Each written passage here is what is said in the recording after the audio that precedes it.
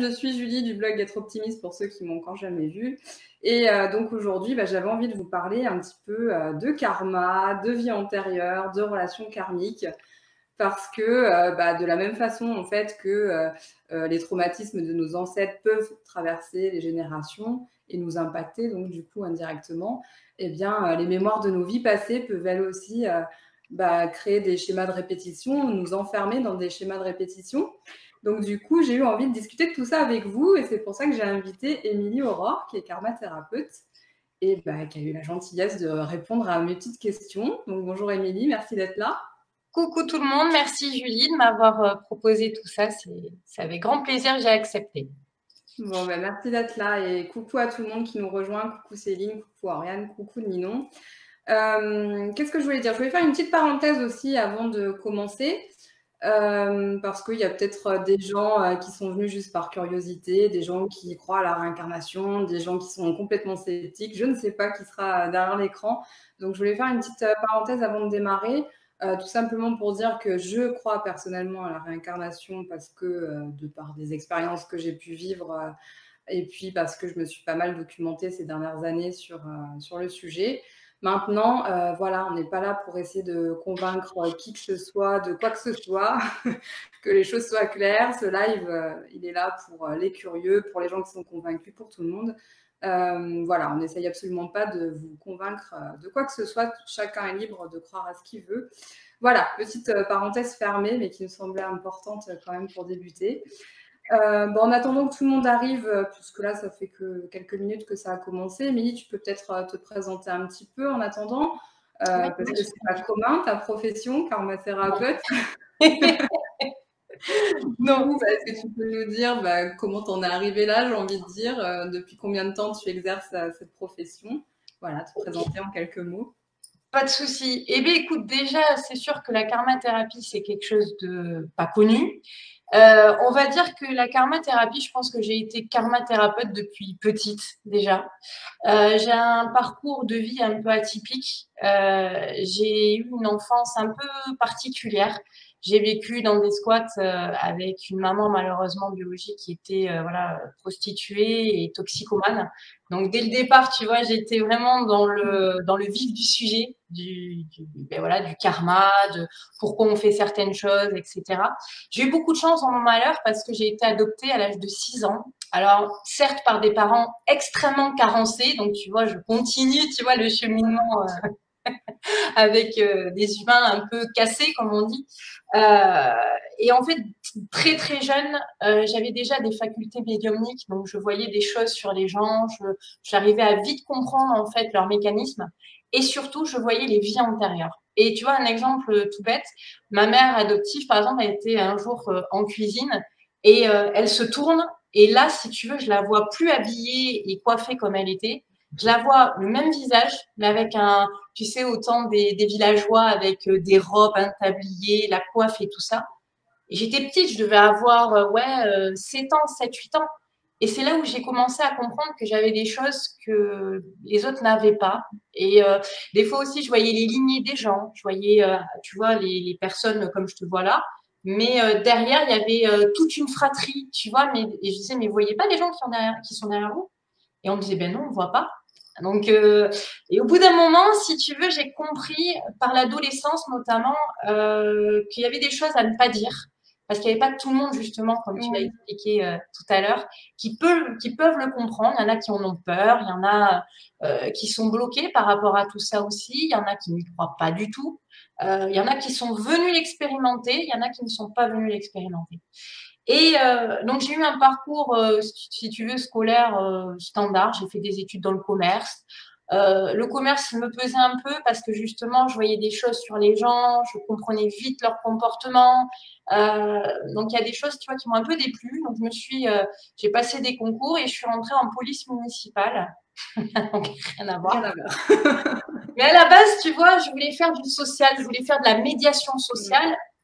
Bon, j'ai pas fait du tout ça. J'étais plutôt en verbalisation, donc tu vois, ça n'avait rien à voir. Mais ça a été une belle école, encore une fois, sur la tolérance, sur les gens, sur la compréhension aussi de leur karma et du mien. Et puis petit à petit, ben, je me suis orientée toute seule en autodidacte vers la karmathérapie, puisque je voyais les vies antérieures, je voyais les blessures des gens. Et en parlant avec eux déjà depuis petite, j'étais thérapeute. Donc, ben, je me suis lancée là-dedans, toute seule, sans formation, sans rien du tout. Et j'ai commencé en médiumnité à faire, tu vois, des séances de, pas de voyance, mais vraiment de médiumnité, les aider, donner des conseils et tout ça. Et puis ensuite, j'ai été amenée petit à petit à rencontrer des gens extra qui ont vu de suite en fait ben, mon potentiel que moi je ne voyais pas du tout à cette époque-là et que je ne voulais pas voir aussi parce que j'en avais peur. Oui. Et ils m'ont aidé, ils m'ont conseillé et puis ben, je suis devenue karmathérapeute et ça fait 4 ans, tu vois, 4 ans au mois d'octobre que ma société est ouverte. Et avant, je faisais beaucoup de gratuits.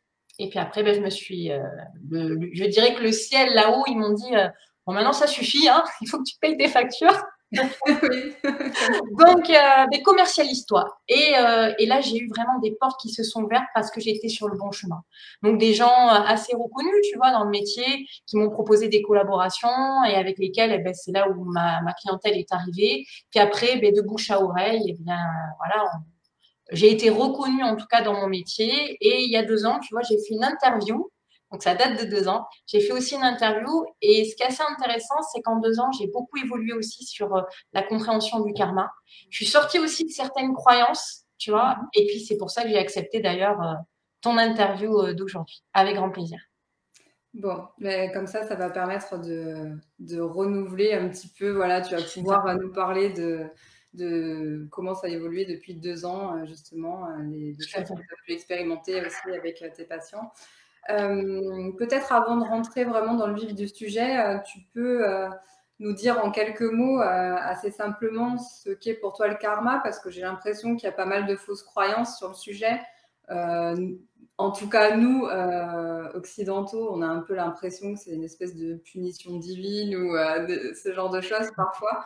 Donc, est-ce que tu peux nous expliquer rapidement, simplement, surtout, quelle serait ta définition du karma selon toi? Alors, le karma, les vies antérieures, la réincarnation, c'est beaucoup de termes qui, en fait, veulent dire la même chose. Seulement, voilà, ça reste une croyance, comme tu as pu le dire, hein, c'est la tienne, c'est la mienne. Pour moi, il n'y a pas de vérité, tu vois, absolue. Il y a juste des croyances. Alors, on y adhère, on n'y adhère pas, ça c'est le choix de chacun. D'ailleurs, c'est le libre arbitre, comme on dit. Mais sur le karma, il y a vraiment 2 choses à bien comprendre. La première, c'est qu'en fait, le karma, c'est un cycle d'incarnation. C'est-à-dire qu'on vient expérimenter des choses, on vient pour réaliser des missions de vie, justement, donc des choses à expérimenter. Et la deuxième chose, ben, c'est on vient aussi pour vivre de nouvelles choses en plus, tu vois. Et puis il y a le karma aussi qui est vu dans le monde, comme tu disais, voilà, occidental, avec t'as été vilain, donc tu vas être puni. Donc par exemple, ben, t'as tué, ben, on va te tuer dans cette vie-là, on va te faire beaucoup de mal. C'est vraiment très limitant parce que si là-haut, comme moi je les appelle là-haut, alors après on l'appelle Dieu, on l'appelle comme on a envie, hein, moi je les appelle là-haut en tout cas, cette source en tout cas qui nous envoie beaucoup de messages, si là-haut ils étaient dans la punition et dans la vengeance, je vois pas trop, tu vois, pourquoi on serait là. Ça serait hyper malveillant. Ça serait vraiment, tu vois, quelque chose qui n'est pas dans le cœur et dans l'amour. Donc, quel serait le but aussi, tu vois, d'envoyer des humains un peu au casse-pipe, tu vois. Donc, c'est plutôt, en fait, le karma, c'est des choses que nous venons expérimenter par des cycles. Une fois qu'on a fini un cycle, on a fini donc nos missions de vie, on a le choix. Soit on reste là-haut, on évolue d'une autre manière, ou soit on revient pour revisiter un autre cycle. Et le karma occidental dit, c'est un peu la loi de la cause à effet. Alors, je suis d'accord sur le principe, en effet, mais pas sur le principe, si tu veux, en longueur. C'est-à-dire, pour moi, le karma, comme ils les appellent ça aux États-Unis, ils appellent ça karma, tu vois, je vais pas dire le nom, mais ils appellent ça comme ça. C'est-à-dire, si tu es méchant, tu vas avoir des conséquences. Je suis pas tout à fait d'accord, mais je suis un petit peu d'accord aussi. Je m'explique. En fait, chaque action que nous faisons, que nous prenons, chaque choix que nous faisons, auront toujours des conséquences sur nous, mais aussi, parfois, il y aura des dommages collatéraux autour de nous. Je te donne un exemple. Ma mère biologique, elle a fait le choix justement, tu vois, d'avoir une vie comme ça. Certes, elle a un passif dans cette vie très compliquée, mais elle avait le choix soit de reproduire ce qu'elle avait vécu, ou soit de changer la donne. Et c'est ce qu'elle a fait. Elle a reproduit ce qu'elle avait vécu. toutes les maltraitances, elle les a reproduites sur elle et sur moi. Et aujourd'hui, moi, en tant que karma thérapeute, ce que j'ai compris, c'est qu'il fallait que je casse ces schémas-là. Il fallait que je sois heureuse et ne pas, tu vois, prétendre de dire, ouais, mais comme j'ai un vécu pourri, eh bien, voilà pourquoi je justifie mes actes de méchanceté, de colère en faisant ça. Donc, vraiment, le karma, c'est des cycles d'incarnation pour comprendre et faire évoluer notre âme et sortir de nos croyances limitantes, de nos blessures, de tout ce que nous venons expérimenter, les épreuves surtout. Voilà, comment je l'expliquerai. Alors, juste pour préciser, oui, parce qu'en fait, on a tendance à assimiler le karma à quelque chose de négatif, j'ai l'impression, d'une manière générale. Alors, finalement, il y a une part de karma positif, quoi, puisque toutes les actions bienveillantes, toutes les actions positives qu'on va pouvoir faire, bah, il y a aussi cette loi de cause à effet. Enfin, je veux dire, c'est pas que dans l'aspect négatif des choses, parce que c'est vrai que comme on l'emploie nous parfois en rigolant, c'est bon, laisse le karma s'en occuper, ou même moi, des fois, je le dis en rigolant, si quelqu'un t'a fait du mal, mais il n'y a pas que cet aspect négatif. C'est ça, c'est ça. Positif, heureusement. C'est de la cause à effet, en fait. Hein. Et des fois, tu sais, quand on va faire quelque chose de mauvais et que derrière, il nous arrive la similitude, c'est-à-dire la même chose, mais là, cette fois-ci, c'est nous qui recevons, tu vois, le côté néfaste. C'est pas pour être puni, pardon, c'est pas une punition.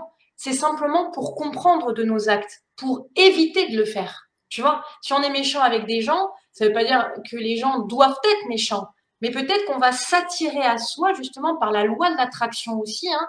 On le sait, hein, la loi de l'attraction, ça nous fait jouer nos pensées, nos paroles et nos actes. Et on attire à nous ce qu'on pense, ce qu'on dit et ce qu'on fait. Donc, on attire à nous ce genre de situation pour justement comprendre pourquoi on est comme ça, pourquoi on fait ça. Et pour travailler dessus, pour évoluer tout simplement. Oui, pour évoluer, tout à fait. Ouais. Voilà. C'est une leçon de vie, quoi, finalement. Exactement, c'est ça. Justement, quand, parfois, il arrive dans notre vie d'aujourd'hui qu'on retombe sur des personnes qu'on a pu déjà côtoyer dans des vies passées. Est-ce que tu peux nous décrire en quelques mots, parce que je sais que c'est pas facile à faire, parce que j'en ai reconnu dans cette vie. D'ailleurs, il y en a une qui est devant l'écran. Coucou Céline. Enfin, bref, j'en reconnais, je sais la sensation qu'on peut éprouver, toujours pareil, en bien ou en mal, parce qu'il y a des gens qui vont tout de suite nous... Ça passe pas, quoi, et au contraire, des gens avec qui on va se sentir très très proche dès le départ, et enfin... peut-être même une complicité, un amour qui pourrait être injustifié quelque part dans cette vie-là au regard du temps qu'on a passé avec la personne. Donc, est-ce que toi, tu peux nous décrire mieux que ce que je l'ai fait à l'instant, comment on reconnaît qu'on est dans une relation karmique?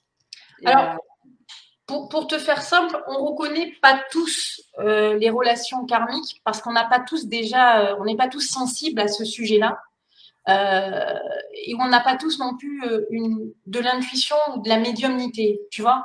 Pour dire ah, ça c'est karmique, c'est qui est vraiment à l'intérieur de toi, déjà tu sais te reconnecter. Bon, déjà c'est une première chose que je voulais te dire. Et puis la plupart du temps, on sait que c'est une relation karmique, pardon, parce qu'on va avoir des ressentis, parce que aussi ça va nous prendre, tu vois, les tripes.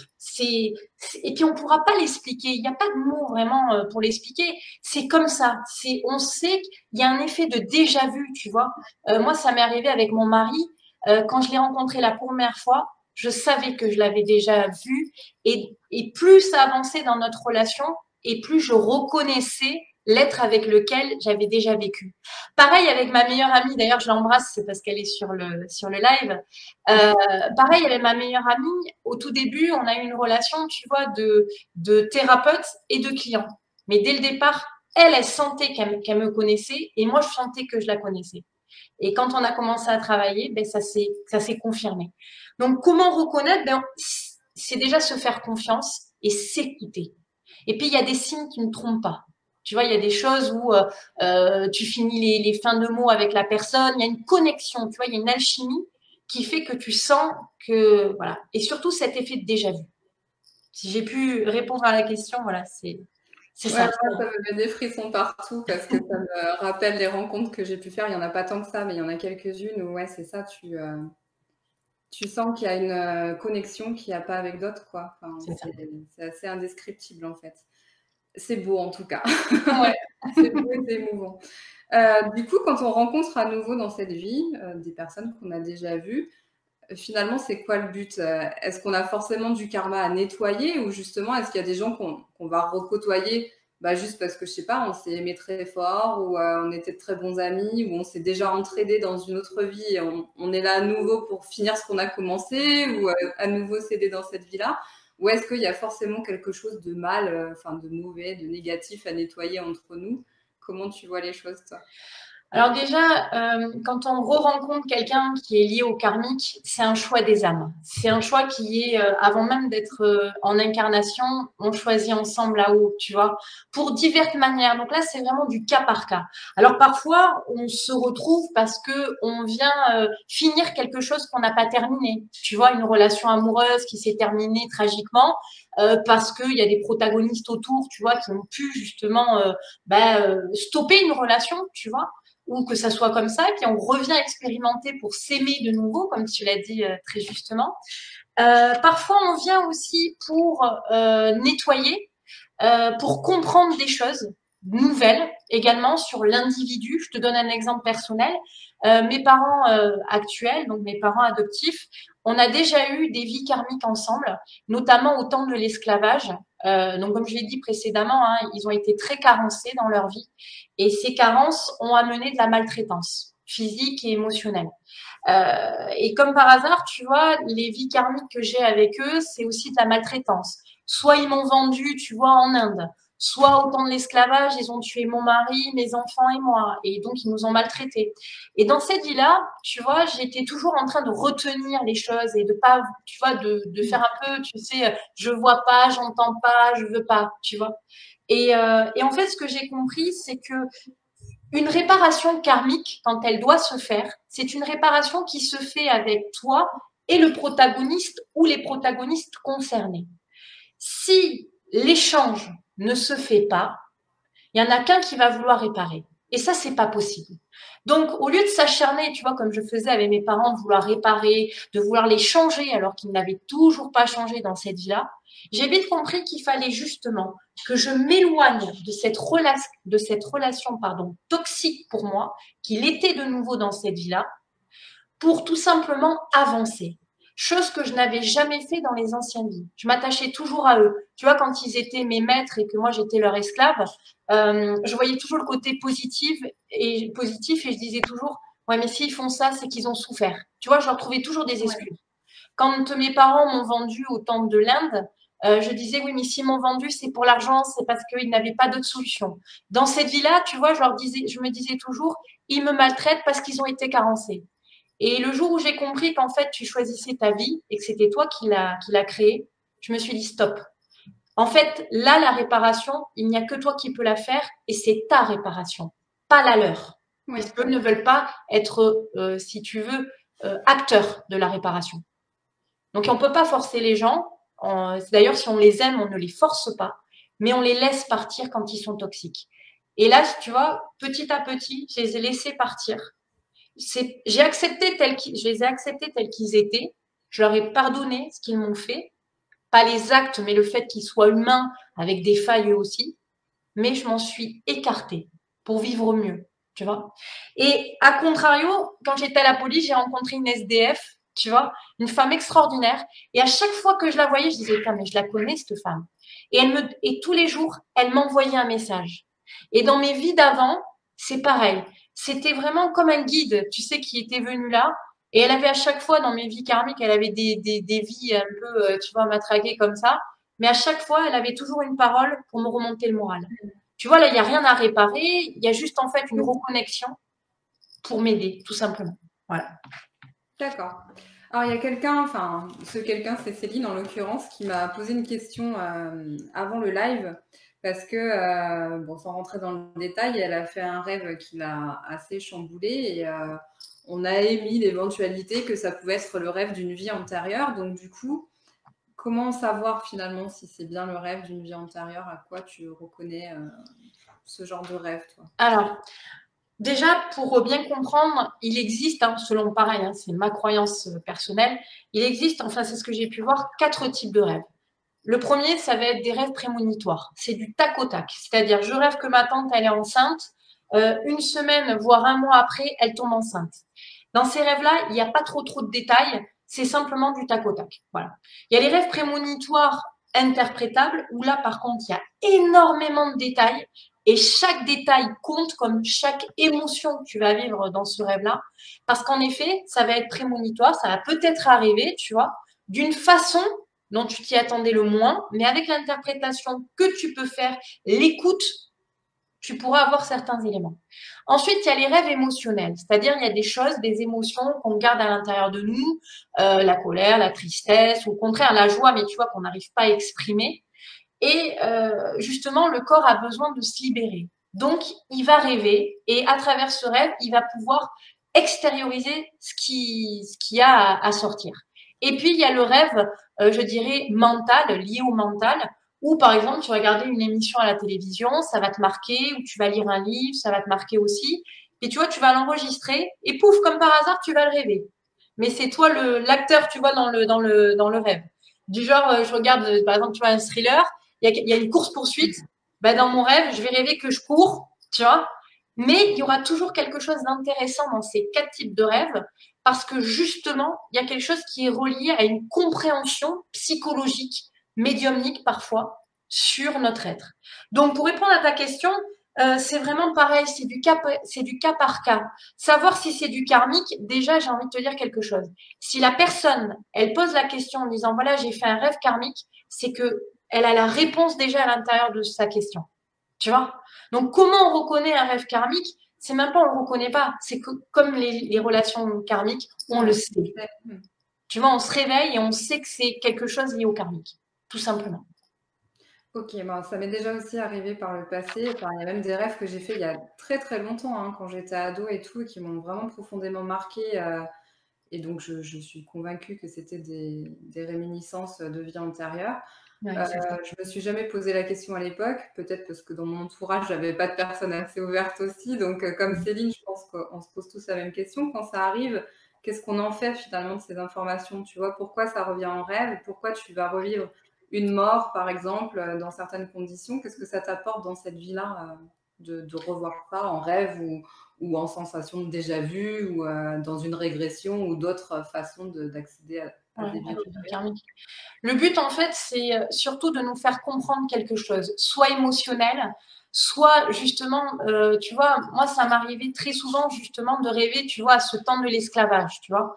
Pas forcément que en regardant la télévision et en regardant un film dessus, mais souvent, je rêvais à ça. Et en fait, ce que le rêve essayait de me faire comprendre, donc quelque part, c'est mon subconscient, quelque part, tu vois, c'est un message, c'est un panneau Las Vegas, tu vois, de l'âme pour dire ouh, je te l'envoie un message, mais t'as pas l'air de le comprendre, donc je vais passer par tes rêves pour essayer que tu comprennes. Et des fois, on est têtu, hein. C'est les êtres humains. Mais le rêve me montrait à chaque fois, tu vois, tu reproduis tel et tel schéma. Tu n'as pas compris certaines choses. Et des fois, c'est des réminiscences parce qu'on se positionne d'une manière qui fait qu'on tourne, tu vois, dans le même schéma. Donc parfois, c'est pour justement nous montrer, regarde ton positionnement, regarde ton rêve, regarde comment tu te positionnes et change la donne. Tu vois, c'est quelque chose d'inconscient, mais c'est comme si en fait un guide, tu vois, t'envoyait un message pour dire, voilà, là ça va pas, donc regarde où ça va pas. Et on te donne ces éléments-là, tu vois.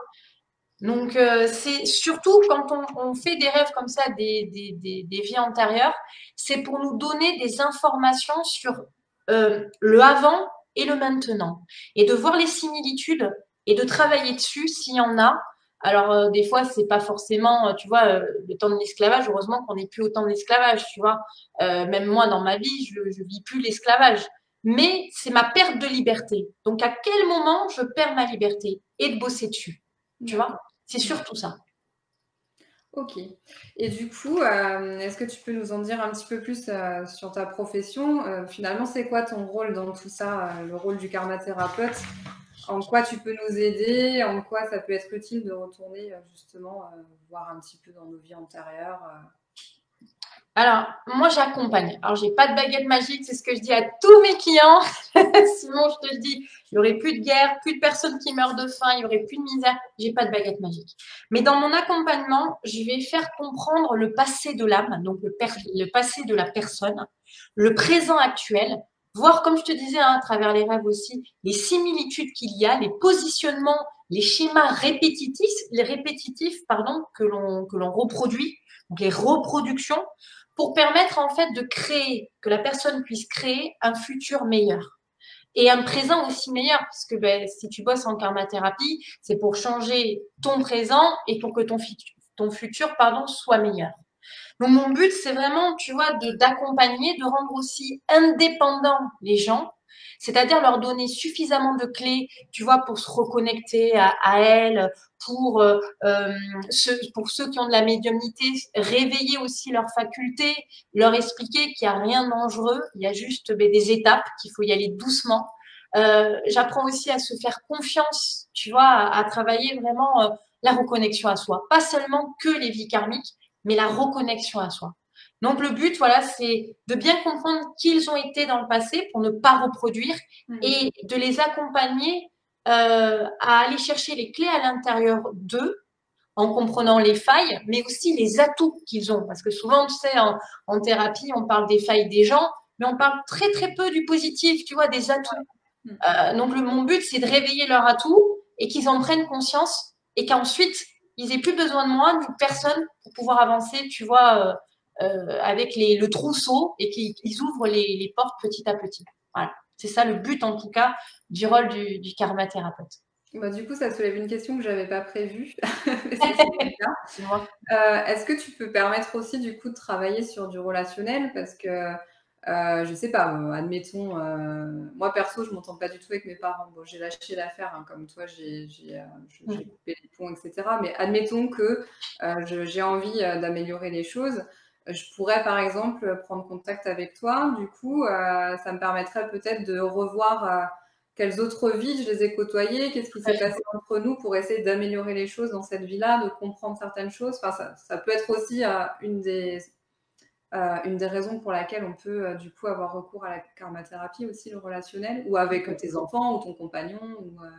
Ouais, de comprendre en fait quel est le lien étroit qu'on a avec les protagonistes que l'on retrouve justement dans cette vie-là, si c'est le cas. Parce que des fois, on a aussi, c'est pas tout le temps que des gens, tu sais, du passé, hein, avec lesquels on vient expérimenter. Il y a des gens nouveaux qui ont peut-être les mêmes problématiques que les gens du passé, mais c'est pas du tout les mêmes liens. Mais en effet, oui, on peut voir les liens qu'il y a. Après, comme je le disais tout à l'heure, toi, tu peux arranger, tu peux avoir le cœur vaillant, comme on dit, et de vouloir, tu vois, à tout prix que ça se passe bien et tout ça. Mais si les protagonistes en face de toi ne veulent pas évoluer, changer, et puis faire des efforts, et puis tout simplement aussi eux-mêmes s'aimer et aimer autour d'eux, tu peux pas les forcer. Par contre, ce qui est intéressant pour les gens, c'est de comprendre justement comment eux-mêmes se sont positionnés dans les anciennes vies face à eux. Tu vois, moi, par exemple, avec mes parents, il a fallu que je travaille dessus pour comprendre que là, aujourd'hui, il fallait que j'arrête, en fait, de m'accrocher et de vouloir les forcer à changer. Tu vois, il a fallu que j'ai un déclic en travaillant la karmathérapie sur moi-même, tout simplement. D'accord. Et justement, dans la continuité, dans quel cas tu conseillerais justement d'avoir recours à la karmathérapie pour ceux qui ne connaissent pas du tout cette discipline, j'ai envie de dire. Toi, tes patients, par exemple, ils te consultent pour quel cas? Enfin, tu peux nous donner des exemples? Oui, bien sûr. Souvent, on va me consulter parce que ce sont des schémas répétitifs. Et ils ont essayé diverses thérapies alternatives, l'hypnose, etc., etc., et puis d'autres, hein, plein d'autres thérapies. Et en fait, c'est pas que ça fonctionne pas sur eux ou que les thérapeutes ont mal fait leur boulot, pas du tout. Seulement, c'est pas ce qui leur permet, si tu veux, de pouvoir clôturer la problématique. Ça va être un départ. Souvent, tu sais, j'ai des gens déçus qui viennent me voir en disant, oh là là, j'ai fait plein de thérapies, j'ai payé beaucoup, beaucoup d'argent et je suis déçue parce qu'en fait, je suis toujours bloquée. Et je dis non, ne le voyez pas comme ça. Voyez plutôt ça comme un cheminement, tu vois, étape par étape. Il faut y aller doucement. Donc, prenez justement toutes les clés qu'on vous a données. utilisez-les, mais c'est que pour le moment, vous n'êtes pas encore à la fin du parcours. Donc souvent, pour répondre à ta question, ce sont des gens qui ont des schémas répétitifs. Par exemple, toujours le même type d'homme ou de femme qui s'attirent, ou les mêmes situations, ou souvent, ça va être des blessures d'âme, tu vois, soit l'abandon, le rejet, l'humiliation, la trahison, tu vois, qui se répètent, l'injustice qui se répète, et en fait, ils comprennent pas pourquoi. Et quand on va voir le passé, on voit quelles ont été les vies qui ont été l'élément déclencheur, tu vois, de la problématique. Et là, c'est intéressant de voir justement comment aujourd'hui ils se comportent déjà avec eux-mêmes, avec les autres, et justement de leur donner des clés pour pouvoir avancer. Donc, la plupart, c'est soit des schémas répétitifs, soit c'est quand ils sont totalement, tu vois, perdus. Alors là, tu vois, j'en ai beaucoup qui m'appellent, je suis perdue, niveau professionnel, sentimental et tout ça. Ou alors, c'est la plupart du temps des thérapeutes ou voilà, thérapeutes, médiums, voyantes, guérisseurs, enfin, des gens qui pratiquent, quoi, qui sont eux-mêmes auto-entrepreneurs et qui comprennent pas pourquoi ça fonctionne pas, pourquoi avec les clients, ils ont des problématiques, tu vois. Et quand on remonte, eh bien, on s'aperçoit que il y a beaucoup de choses qui sont liées aussi à comment ils se positionnent aujourd'hui, comment ils étaient positionnés déjà avant. Donc, tu vois, ça, c'est soit répétitif, soit c'est quand ils sont perdus, vraiment. Ouais, il y a des domaines comme dans le transgénérationnel, pardon, qui reviennent souvent comme l'amour et l'argent aussi. Quand il y a des problématiques d'argent, trop d'argent, ou justement pas réussir à garder l'argent, gagner de l'argent, il y a des choses qui reviennent souvent. Bon, on avait prévu de faire une demi-heure, on est à 32 minutes, mais on a un petit peu cafouillé au début, donc s'il y a quelques personnes parmi les personnes présentes qui ont des questions pour Émilie, on a quelques minutes devant nous pour y répondre.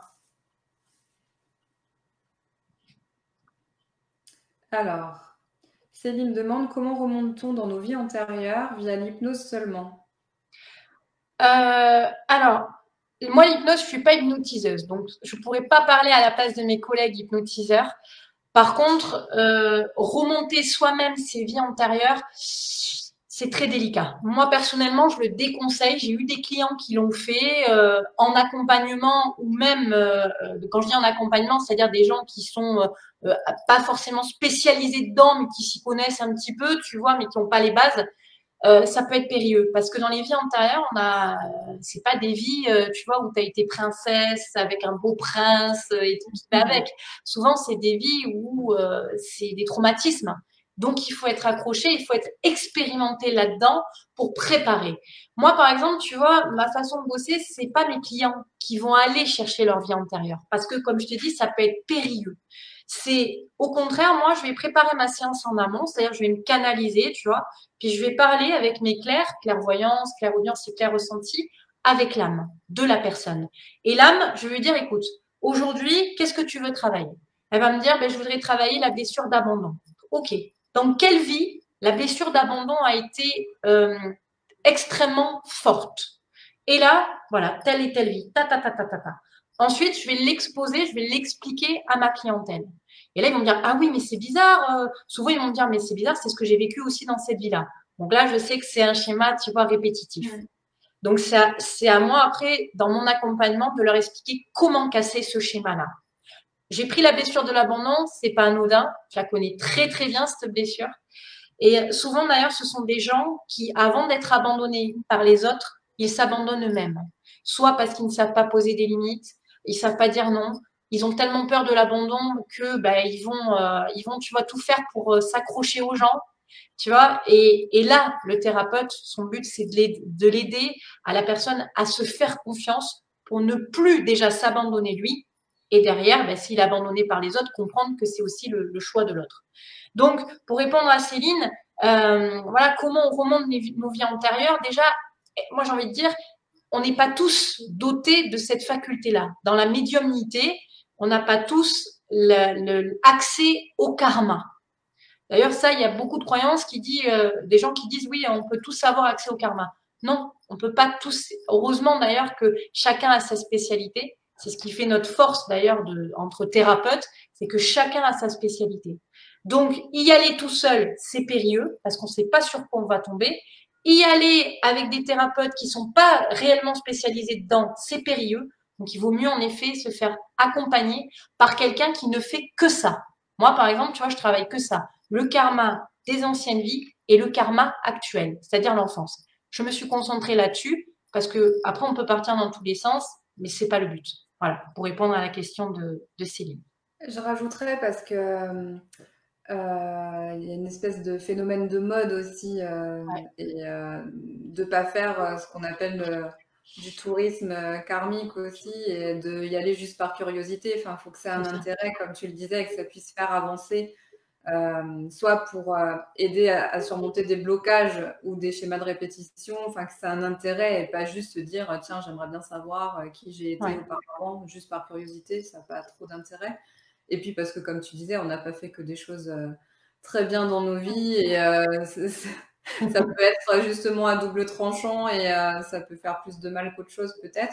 c'est ça. Euh, je sais que l'hypnothérapeute par lequel je suis, enfin suivi, c'est un bien grand mot, que j'ai consulté à plusieurs reprises pour d'autres thématiques, justement, lui ne propose de la régression que si, comme tu le disais, ce qui a été mis en place dans cette vie actuelle n'a pas, enfin, tu vois, qu'il y a encore un truc qui Bien sûr. subsiste et il va le faire vraiment que si c'est le dernier recours, entre guillemets. Enfin, donc, se méfier peut-être aussi un peu des gens qui proposent trop facilement des régressions, des Ouais, choses comme ça.